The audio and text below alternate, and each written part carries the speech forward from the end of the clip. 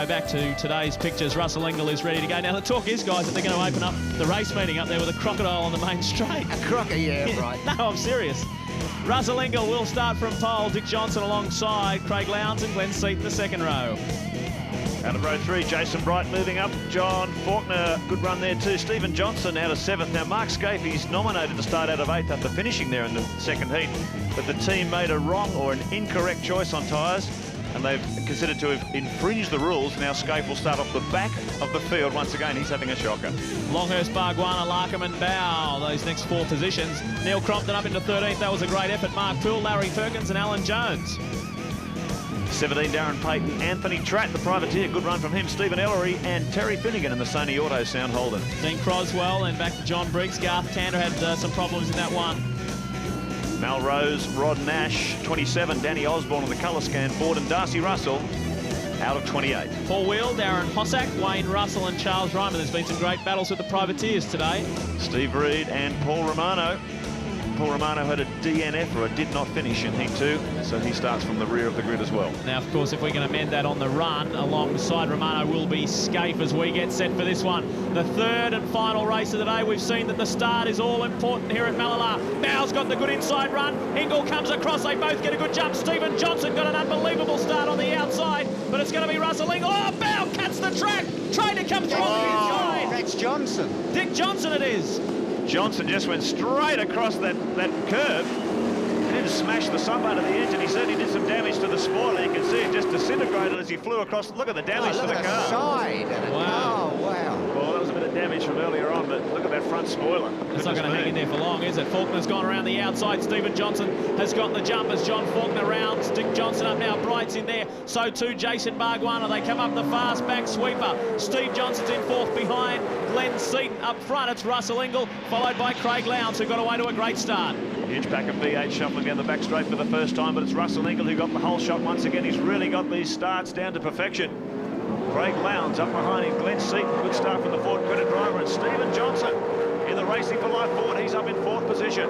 Now, I think, I'm not quite sure here, we won't get too carried away. I was talking to our statistician, Nigel Greenway, earlier. If Stephen can have a great run in this one, he could finish on the podium, which would be unbelievable for the Racing for Life team. So Russell Ingall, championship leader, coming into this round and doing it all right. Round 6, as he has his eyes on that championship. See how much air Craig Lowndes got under his car as he hoiked that inside wheel over the curve. Johnson still hanging in there. His son there, up ahead of him, the Racing for Life Ford. There's Johnson still carrying that battle damage. I'll be interested to see if Clark, of course, Tim Schenker brings him in if he considers it's too dangerous, but it seems to be stabilised. You can see how it's rubbing on the road surface there. Yeah, it doesn't look to be bouncing up and down. If you look at it, it's just sort of giving it, can't get any lower than that, can it? Yeah, well, he's having troubles there. Yeah. The car's not turning in too well. Jason Bright slips through. Now Bargwanna's trying his luck. Longhurst is in there. Now John Bowers come up, right up, in fact. So he's not that far behind his teammate, and he's going past Dick Johnson right now. So Johnson is in trouble. Yeah, probably bringing in this lap. All sorts of bodywork and things falling off the car. He's just taking it slowly. The field shuffling through, giving a bit of racing room. So that's a disappointment. He really, really hammered the front of that car, though, in that first turn. Got squeezed, just pointed it straight across the curb. An enormous amount of air under the car and really did some damage. Well, just when everything was going well for Johnson, that second place in his last race, incidentally, was his best since 1990 when he finished second behind Colin Bond. As we go up to the front runners, Lowndes, Hasseling, Ingall. So Russell Ingall, Craig Lowndes, Glenn Seaton back in 3rd position, Stephen Johnson in 4th, then it's Jason Bright and the Pertec Falcon. John Faulkner, great start from the better electrical driver. Jason Bargwanna, that's a good one too for Gary Rogers Motorsport. Bowell back in 8th, Tony Longhurst in 9th, and Mark Poole, South Australian privateer, he's up in the top 10. Scaife, not going to forget this weekend. He's working on, he's up to 16th already from last position. Well, that's great effort. He worked from way back towards the end of the grid in the previous race. He worked his way up into 8th, so he's got to do that all again as we watch the front 4 come into the northern hairpin. Here's a replay of the earlier incident. Watch Johnson there up towards Ingall. Now watch him come across the grass, the ripple strip there. Bang! That's where the damage is sustained. Yeah, well, he just ran right on the white line, so there was no room on the inside with Lowndes. Boy, Lowndes was lucky there, really, wasn't he? Lowndes holding his line. Johnson just aimed it straight at the curb. Let's have a look at that from another angle. We won't see it too well from here. Oh, incident there. Oh, look at the midfield. Oh, big Yeah. contact. Further back in the pack, is that Anthony Tratt? Yeah, the Toll Express Falcon after a great run. at Winton, and a pretty strong performance here in the opening 2 heats. He's found a bit of damage there at the start. That's a shame for Traddy because he was in the running to finish top privateer today. And speaking of top, the man who is on top at the moment in every respect is Russell Ingall, the Sidchrome Proto on car camera, looking back over the rear wing to Craig Lowndes, menacing, hassling, muscling. The 2 Holden drivers doing a great job. They're leaving the Ford boys behind at the moment as they enter the back sweep. And now we saw how determined Lowndes was in the previous race. Here he is giving Russell Ingall a big workover. Well, he was the fastest man on the track. Oh, it's a big lump of grass, it might have been, I'm not sure, but really on the attack in this 3rd heat. Russell Ingall said when he got out of the car for the 2nd heat, he knew that Lowndes was really flying in heat number 2, and he was expecting to feel some pressure. Well, here it is, Russell. Craig Lowndes really applying some heat in heat 3. There's some telemetry, on-board telemetry. Telemetry on board Russell Ingall's car. Road speed on the left, engine revolutions on the right, brake applications in the middle. See the tremendous acceleration as he comes out of that corner, up to 180 kilometres an hour on the approach to this very tight Scotcher complex. Tight right-hander swinging into this long left-hander. And Craig Lowndes applying the thumb screws every inch of the way. Well, again, Craig Lowndes is quicker on that previous lap than Russell Ingall. Well, they were struggling in that opening heat when the conditions were a bit changeable, a little bit greasy. Once the track dries out, the temperatures come up a little bit, the Bridgestone slick really comes into its own, and Craig Lowndes is enjoying that now. Look at the pressure he's applying as they sweep up through the shell curve, 235 kilometres an hour before they brake really hard for this very, very tight northern hairpin. If you look at Ingall is really good on the brakes, because normally when you're behind, you can always make sort of 10 or 15 yards on the brake, and if you see there, Lowndes didn't make anything on Ingall at all. Well, Russell Ingall is handling the pressure out in front. He's doing a good job. Seaton and Johnson 4th and 5th bright. Faulkner is up there in 6th position. Bargwanna forcing his way forward all the time. John Bowers come up into the top 10 as well through the Shell S's.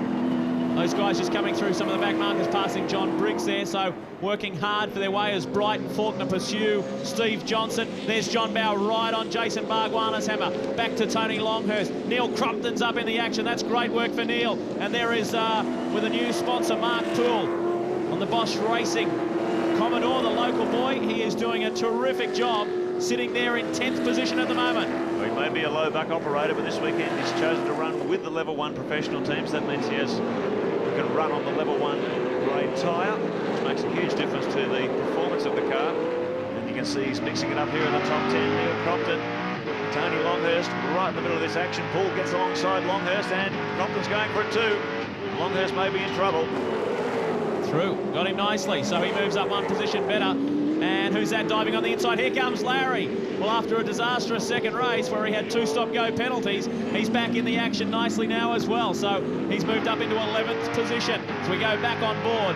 The 111 Ford Credit Falcon with Neil Crompton. Hard at work heading up into Bridgestone corner. On Bridgestone tyres, chasing Mark Poole. His home race, plenty of support here in front of his home fans. That reminds me of the days when Colin Bond switched camps from Holden over to Ford. It took a lot of getting used to seeing Crompton driving for the Blue Oval. Seaton is catching Lowndes and Ingall. Well, both Ford Credit boys going very well. Crompton's only the second big-name driver to switch camps. Tony Longhurst was the first. So there's only 2 guys changed since the inception of the V8 formula, and Scaife is hot in pursuit there as well. Well, Dick Johnson, we just heard from the pits, he's gone out with bent steering. That doesn't supply me. And Craig Lowndes. Yeah. Well, you take your eyes off them for a second, and he sneaks up the inside of Ingall. He is really enjoying an advantage here, and Seaton closes right in on the action. This shows you the weather, what you were saying, Mark, how the Bridgestones are coming to their own. The temperature's gone up now, and the track's dried out in both the Bridgestone cars, and it's made a major difference. Well, in the wet and the greasy earlier on today, we saw the Dunlops totally dominating. Lowndes is comfortable now. He is out in front. He won the first 2 races in '96. He went on to win that round in the same year that he won the Shell Australian Touring Car Championship. Ingall's now being left behind, and he's going to have to tackle Glenn Seaton. Through they come. Stevie Johnson looks like he's been overtaken as well. Or is he hanging on to that 4th spot? We'll wait and see. He comes around. Yes, he is in the Racing for Life Falcon. So he's working well. Another Queensland Ford driver, Jason Bright, in the Pertec Ford right behind him. It's all a bit of a mystery for Glenn Seaton since they've, since Phillip Island, really. The cars of this new generation of Bridgestone tyres have come on stream, and the Ford Credit Falcon just really doesn't respond to these tyres, particularly when they go onto a new tyre. You normally get like a half a second gain or so in qualifying when the fresh rubber goes on. The Ford Credit cars aren't really responding to that, so they're going to go back to Phillip Island after the Wanneroo round and do some more homework and try and dial out that problem, because it's so important to qualify strongly in this V8 supercar competition. That's really been hurting Seaton the last few rounds. We had a look there at Glenn Seaton's profile. A great effort for the Gary Rogers Valvoline Cummins car in Garth Tander, 23rd in the previous race. He has worked his way up to 14th spot, so well done, young Garth Tander. So Seaton having his most competitive outing for 2 or 3 rounds, right up there in the battle for the lead. Craig Lowndes, there's the race leader. Russell Ingall in second position. Seaton in third. Then he's got a gaggle of cars behind him, led by Steve Johnson in the Racing for Life car. Jason Bright, Jason Bargwanna in there too. Faulkner, John Bowe continuing his surge toward the front. Mark Paul, South Australian in 9th, and Neil Crompton still sitting back there in 10th position. Faulkner must just have the biggest smile on his dial at the moment. He's been struggling all weekend in the free practice sessions. Earlier in the weekend, he was as far back as 19th, could not work it out. He qualified 17th and was so disappointed and down, but he's been in the top 10 in the first 2 races. He's had a great day, so things have turned around for him. Well, Russell Ingall, mindful of the fact, certainly someone on the headsets will be telling him if he finishes 3rd or better, he'll still win the round here today. He is driving with a championship in mind. The Bridgestone driver profile on the bottom of your screen. Jason Bright, there he is aboard the Pertec Ford. 6 starts in the Shell Australian Touring Car Championship, best grid position, 3rd, and he really has followed that form through at most rounds. He's been very, very quick in qualifying. Hasn't quite had the luck in the races, but it really is a learning year for the young gun. And he's been very, very impressive. Works as full-time for Stone Brothers Racing when he's not driving on the weekends. They're based up there on the Gold Coast in Queensland. Works hard with the team, chasing sponsorship dollars, doing corporate work for them, so he's involved 100% in that team effort, so he's well in control of that situation. Here's Paul Romano, who is not in control. Sliding out, that looks up at the northern hairpin as Tony Longhurst just sneaks through. So what was a great round at Winton for Paul Romano, not such a happy round today. Here's a better angle. Yeah, repeat of John Bowe. John Bowe accepts his just looped it around. So Paul Romano in trouble, but looks like he managed to escape. Another incident down there. Oh, no. In the Wins pair. It's the double Ds. D1 and D2, Darren Pate and Darren Hossack. Boy, Hossack was okay, but... Sorry, Pate was okay, but Hossack in car 7 there, just a little bit of trouble. Just see who snuck through, the 3rd Gibson Motorsport team driver there, the Holden Young Lions, Conica Commodore, Stephen Ellery. We get back with this battle, it's pretty good. The 2 Queensland Ford drivers, Bright chasing Steve Johnson, but I tell you what, he's got his old sparring partner in Jason Bargwanna right behind him, then John Faulkner, then John Bowe. Privateers update across the bottom of the screen for you. There's 2 battles within a battle at every Shell Australian Touring Car Championship round. The Level 1 professional teams, as they call them, and the privateers who run on a Yokohama control tyre, which probably costs them about a 2nd a lap in terms of overall tyre performance, but it's a battle within a battle, done to save bucks. And as you can see by the growing numbers of privateers, the formula appears to be working very successfully. Well, our stats man's had his pen out, he's been working out his figures, and it's Nigel, he's worked out he's 50 years old today, so happy birthday, Nigel. And he's also been doing his sums on the privateers. That's interesting. Dean Crosswell, the rookie. Oh, a bit of a tap from John Faulkner there on the back of Jason Bargwanna's car. You're watching the 3rd and final race of round 6, the 1998 Shell Australian Touring Car Championship. Craig Lowndes is our race leader and is well and truly in control. There's no doubt about that. He's got about 3.2 seconds lead over Russell Ingall, who's sitting pretty to take out this 6th round and increase his lead in the championship. The lights are on.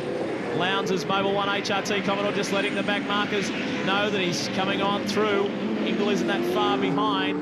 I don't think he's going to be doing anything silly. He's keeping a close eye in the rearview mirror for Glenn Seaton. I think he's just going to cruise along to his 1st ever round win. In the previous race, we saw him get his 1st ever race win. He's going on, if he stays where he is, to pick up his 1st round win here in South Australia in front of his home crowd. So it's a great day all round. Well, John Bowe will be pretty unhappy. That 2nd race when he got turned around down at Northern Hairpin there, that's pretty critical in terms of a championship chase, because we've just been doing our sums on the points here. If they finish the way they are, Ingall will still be leading the championship, 616 points, but that Lowndes is now only 8 points behind him. But it's quite a big jump, 608 down to 482 for John Bowe. So it's costly. That was costly, that heat too. But he's still fighting his way back through the field. He's up in 8th position, but boy, it's hard work to get ahead from there. Now, here we go. We're looking at a couple of privateers, and this could be the privateer today. Croswell from Tasmania. Well, isn't he going to be delighted if things work his way as they are at the moment? Top place privateer. He's sitting in 20th position. This is the battle, in fact, for top place privateer in this race. Rod Nash hassling him big time, so he can stay where he is in the Trustbank Ericsson Commodore. He will finish top privateer. And you can stay up to date with our website for the V8 Supercars, www.v8supercar.com.au. And Croswell is very busy behind the wheel. Rod Nash really pushing him hard. Yep, this is the tremendous battle here. Top place privateers in the field. 20th and 21st position overall. Just shows how competitive it is in the level 1 groups. The privateer division just battling for positions outside the top 20. Well, they're so supportive of their sporting stars in Tasmania, and for so long it's been John Bowe who's been the superstar from V8s. Now Greg Crick has come along and he's had some very good results. And there's this young guy, Dean Croswell, the Australian Commodore Cup champ. And now he's made a very successful debut in V8 Supercars. He will drive with Greg Crick at the Australian 1000 Classic at Bathurst later on in the year in November. So he's getting some valuable miles under his belt here at Mallala. Good on him too. Another young gun coming through the ranks, making a big impression. He's another young gun. He's been around for a long time. He's still a guy only in his mid-20s, Stephen Johnson, son of racing legend Dick Johnson. In the Racing for Life Falcon, tremendous initiative this by the Australasian College of Surgeons, raising awareness of road trauma on Australian roads. That's the thing, Mark. That's interesting you say that, like he's been around for a long time, but the thing is that he hasn't done that many races and that many miles in a V8 supercar, and that's what makes it all the more impressive. And just because of the fact that he's Dick Johnson's son, he hasn't had an easy way through. He's chased the money to get that car up and running. Now he's enjoying his time behind the wheel. Look at this. John Bowe trying to find his way through. Dunlop onboard camera. John Faulkner feeling the pressure from John Bowe as he continues this push toward the front, but he's been pretty static for the last few laps. He's locked there in 8th position because he's got a really high-speed train ahead of him. Faulkner, Bargwanna, Bright, Stephen Johnson, Glenn Seaton. There's some quality machines ahead of him. Once you get locked into this battle, very, very hard. Look who's right behind him. Mark Skaife. You look at the time, the lap times from the first guy to the... Look at this up the inside. Yes. Skaife on a real charge. Sneaks up the inside of John Bowe. He's got plenty of speed aboard Mobil 1 Commodore. Top 9 guys are lapping within 0.4 of a second. They're all in the 1/8. So it's quite incredible. So again, Mark Skaife has come from the back of the grid and worked his way right through. In the previous race, he got his way up into 8th, and that's exactly where he sits right now after getting through on John Bowe. We have one more lap left to run here in round 6 of the Shell Australian Touring Car Championship. Russell Ingall is well on the way to a round win, but it's Craig Lowndes' race at the moment. We're riding with John Bowe, watching Skaife go up and about to attack John Faulkner for 7th spot.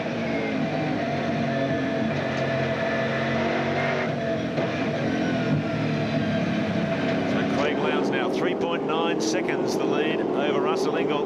Once he blasted through there, he's been doing it comfortably. Plenty of speed aboard the Mobil 115 Commodore. And this will be very important to his championship position. If they finish the way they are, which it looks like they will, final lap, 616 points for Ingall, 608 for Lowndes, 8 points between them. So a tremendous battle going on here. Not that many points, but we can say he's doubled his lead, huh? Yes. Bargwanna's done very well in this race. He's recovered from a bad start in race 1 and some hiccups there. But this is the man that's bringing it on home out of Bridgestone through the Shell S's. Well done, Craig Lowndes. He hasn't had the easiest day. Pretty tough one in race 1, but he comes across to take out race 3, the 3rd and final one today, and he's pretty delighted with that. But it's going to be Russell Ingall who's the man who wins the round, his first round win at Mallala. Well done. Some sensible driving today from the enforcer. He didn't have to do too much enforcing. Yep, very satisfied. Sticks the hand up and says thank you very much. Neil Crompton coming across the line ahead of Larry Perkins. A great effort there by Cromley. Ended up finishing in 10. He'll be extremely happy about that. That's a good effort. working his way through his first drive back. Let's talk about Craig Lowndes, the Mobil 1 HRT Commodore, some valuable championship points. And Dean Croswell bringing it home. He's being chased all the way by Rod Nash. This is the battle for top privateer today. Rod Nash isn't in the chase for this. He's trying to finish top privateer in this particular race. But Dean Croswell, so long as he remains where he is, has got it sewn up. Well done to the young Tasmanian in the Ericsson Trust Bank Commodore. Brings it round onto the main straight. And what a start to your V8 supercar career. He comes across the line. What a ripper. Cruising round. Well, a very interesting day at Mallala. We had, well, hot and cold, wet and dry conditions. It was pretty testing for the drivers and the spectators. A great crowd we had here today. And there's Glenn Seaton. He will be extremely satisfied with the day that he has had. Talking to him yesterday, he said he was happy with qualifying 6th. Well, he just finished 3rd in that race. He's had some good results today. Some good championship points to help him climb up the ladder again. His chase for the championship is over. He won't be able to defend his championship. He can improve his positions. As they bring it on in, we get ready for the presentation. Craig Lowndes in for the win. Russell Ingall, Glenn Seaton, Steve Johnson, another top 10, not only top 10, but top 5 finish. Bargwanna, Fulton, Escape, Bow, and Crompton in the 10. That was a very good effort. We go back to 11. It was Larry, followed by Garth Tander, an excellent effort. Mark Larkin, Tony Longhurst, and Mark Toole in for 15. Stay with us on Network 10 as we get ready for the presentation. We'll be back right after this. Before we get to our overall winner today, Russell Ingall, I'd like to introduce the V8 Supercar rookie, top place privateer in his first drive. Put your hands together for Dean Croswell. Now, I've seen some pretty impressive debuts in the past, but that's a cracker. I'm absolutely wrapped. It was a big buzz just to get here, but to win Privateers Cup was just fantastic. You've come out of Commodore Cup cars. Big difference between those and the V8 Supercar? I think so. There's a big difference in power and brakes and everything, but the initial fundamentals are still the same, so it's good. But it's good for me to come along with my sponsors, Ericsson and Trust Bank, and all the people in Tasmania who helped me get me here. Fantastic. Hope to see you in action in future rounds. Well done. Third place today, and talk about someone who'd be relieved to be back on the podium. I'm talking about a Ford driver, and his name's Glenn Seaton. Would relief be the right word? Well, especially after the last 2 rounds, there's no doubt. I've forgotten what it looked like up here. But no, it's been a great effort by the guys. We've picked up a bit of speed this weekend compared to the last 2 rounds. And thank you to my sponsors, Ford Credit, Bridgestone, Mobil, Ingersoll Rand, and all the people that helped us. Thank you. Any idea what the problem's been with the car the last few rounds? Because we certainly see you up in the top 3 most times. Well, we've just had a lot of problems getting the front to turn, and we're working on it. Still not quite perfect, but we'll get it better. Fantastic. Glenn Seaton, a real fighter in the championship, as he always is. Second place today, and he's making this championship a real fight too. Put your hands together for Craig Lowndes.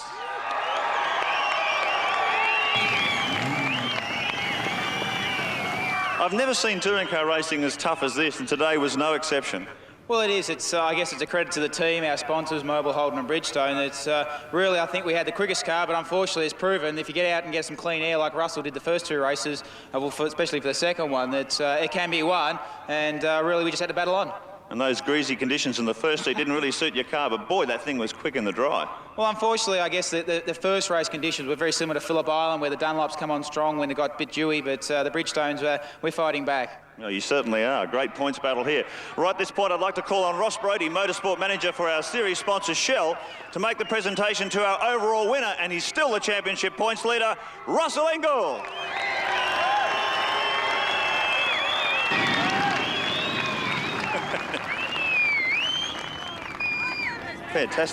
Fantastic drive. John Bowe said to me after that first heat, that's a guy who's driving like he's got a championship in his eyes. Would that be accurate? Oh, mate, well, that's what I'm here for. That's what I sort of paid to do. But look, honestly, I'm not going to get too cocky or confident. We've got a long way to go. And I'll tell you what, Lowndes keeps hanging around, so I can't shake him. But honestly, we're very, very happy here. We've had some shockers over here for the last couple of years, and to come here and actually win the event, I'm wrapped. Now we're going to over to Barbagallo Raceway in Perth in just 7 days' time. Castrol Commodore looking strong there too? Well, we went pretty good there last year. I put it on the front row in qualifying. So, look, you know, who knows? Honestly, the championship is so close. I mean, look at qualifying. There was 5 cars within 900, so it's going to be close. What a fantastic battle. Congratulations, Russell Ingall, the overall winner at Mallala. Have we got a championship in our hands?